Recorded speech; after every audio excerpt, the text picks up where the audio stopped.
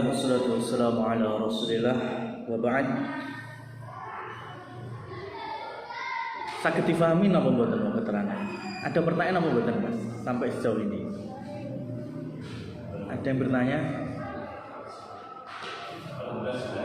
Jelas. Ya, yang kalau nggak ada pertanyaan karena jelas alhamdulillah Mas. Ya, saya takutnya nggak ada pertanyaan karena nggak jelas ya, itu yang repot ya. Kalau jelas alhamdulillah. Kita lanjutkan. Terkadang yang keempat, wahyu Allah turunkan kepada Nabi Shallallahu Alaihi Wasallam mirip bunyi lonceng, ya. Sol-solatil jaros, ya, gemerincing. Ini juga Rasul merasakan kesakitan sekali.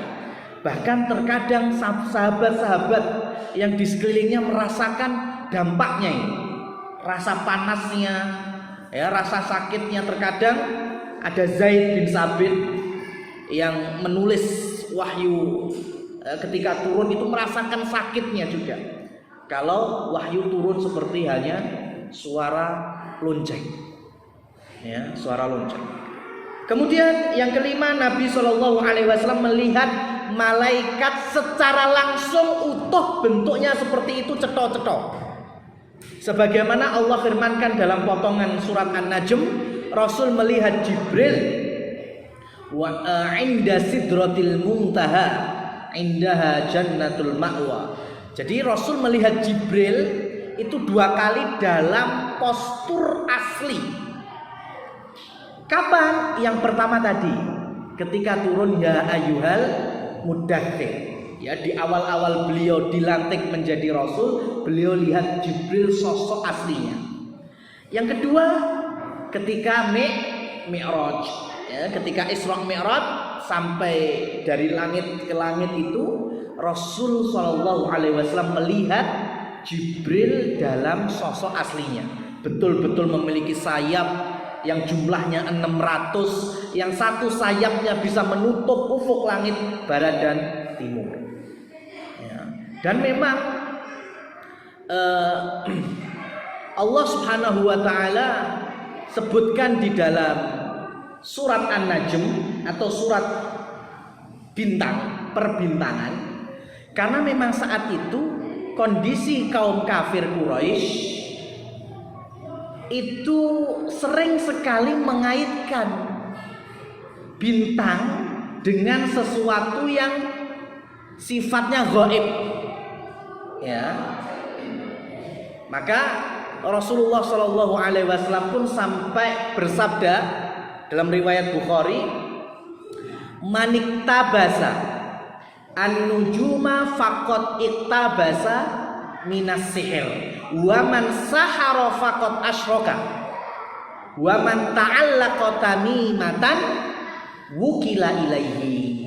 Maka barang siapa yang mendalami ilmu nujum, maka pasti nyerempet-rempet ketemu ilmu sihir. Dan kalau sudah sihir mesti syirik. Dan siapa saja yang menggantungkan jimat raja atau semacam-macamnya, maka Allah akan menjadikan tawakalnya orang itu kepada benda tersebut. Nah, ini Mas, ini namanya ilmu nujum. Cuma tolong jangan disalahpahami. Para ulama menafsirkan ilmu nujum itu ada 2. Ada ilmu nujum litaisir, ada ilmu nujum litakthir. Kalau bahasa kerennya ada astronomi, ada astrologi, gitu ya. Yang taisir yaitu ilmu astronomi ini boleh-boleh saja. Kenapa? Karena mengaitkan perbintangan dengan hal yang ilmiah. Itu pun masih ada catatan perakiraan, ya, belum bisa memastikan ya. Lek enten mendung, peteng dedet, angin mobat mabit, cirine napa Mas? Nah, itu namanya astronomi. Insya Allah udah, ya, semua kita paham. Masalah bulan purnama atau tidak berpengaruh dengan pasang surutnya air laut, itu namanya astronomi. Nggak apa-apa Mas. Itu pun masih ada perakiraan. Maka BMKG itu nggak masalah. Ya, yang masalah adalah astrologi. Itu yang disebut dengan ilmu takdir. Dan ini sudah masuk ke dalam ranah sihir. Ya, jadi gerhana kayak nek sing mati kayak tokoh kayak dimplok buto ijo. Ada banjir dikaitkan. Itu yang pertama. Yang kedua malah masa depan gaib. Ya, umpamanya bintangmu apa? Bintangku rasi bintangnya ngene. Oh, kowe ra cocok. Ya, kerja ning kene ra cocok. Ya. Kalau sampai dulu ada ketik rek spasi zodiak macam-macam. Nah, itu nggak boleh. Itu yang dimaksud dengan apa? Dengan ilmu nujum takdir, astrologi. Nah, orang-orang Quraisy dulu bangga sekali dengan ini. Mereka mengaitkan ilmu-ilmu perbintangan ya menjadi metode peramal penyihir dukun itu. Ya, dan hati-hati sekali lebih khususnya para muslimat, ibu-ibu ini. Karena mudah sekali. Ya, sampai ada ayat Quran surat Al-Falaq, qul a'udzu birabbil falaq min syarri ma khalaq wa min syarri ghasikin idza waqab wa min syarrin naffatsati fil 'uqad. Kita berlindung diri kepada Allah Rabbul Falaq. Ya, kita minta perlindungan diri dari apa saja sampai min naffatsati wal 'uqad, dari perempuan-perempuan penyihir ya dan jimat-jimatnya itu. Ya, santet-santetnya. Di situ nafasat itu artinya perempuan-perempuan penyihir. Maka sampai di kita istilahnya kakek sihir apa nenek sihir? Nah, kan nggak ada kakek sihir kan? Adanya nenek sihir. Karena perempuan yang paling rentan ke sihir maupun jadi penyihir. Kenapa? Karena perasaannya yang lebih diutamakan. Ya, lebih mudah galau, lebih mudah kesurupan, lebih mudah diotak-atik oleh setan. Maka hati-hati. Nah, hati-hatinya ini diantaranya selain zikir, kita perlindungan diri, ya, terkait dengan buang-buang sampah. Yang pertama rambut. Karena media yang paling gampang itu diantaranya itu rambut. Ya, kalau buang rambut, nyisir, rontok, ya, bismillah, ucapkan bismillah. Karena Rasul saja disihir dengan apa? Dengan rambut-rambut yang masih ada di sisir-sisir beliau itu. Diambil, dibikin untuk menyihir Rasulullah, manusia termulia. Disihir melalui rambut.